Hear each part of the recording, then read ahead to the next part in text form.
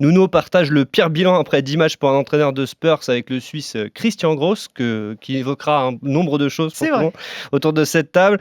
Et surtout, ne créer rien en fait dans le jeu, c'est ça qui est terrible. Zéro tir cadré, on l'a vu face à Manchester United, mais même globalement, c'est la deuxième pire attaque de PL. 9 buts, il n'y a que Norwich qui fait pire. Plus faible total de tirs avec Norwich là aussi, donc tu sais, c'est Tottenham-Norwich et la connexion. C'est l'équipe qui a parcouru le moins de distance en PL cette saison, 1000 bornes seulement sur le total des 10 matchs.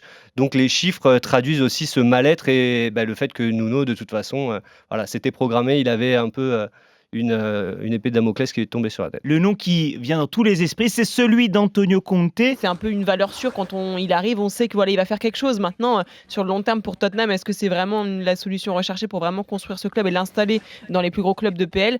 Je sais pas, parce qu'il fait toujours des mandats assez courts quand même, Antonio Conte. Il est réputé pour un football solide et un football qui gagne. Et le fait est qu'il remplit souvent ces deux cases, puisque ces équipes, donc toujours articulées en 3-5-2, sont très solides défensivement. Le football proposé est un football, on va dire, plutôt de contre-attaque, avec de la vitesse devant.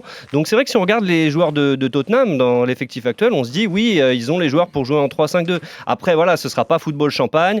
Ce qui est sûr, c'est qu'Antonio Conte, l'autorité, le charisme, l'aura, tout ça, il l'a.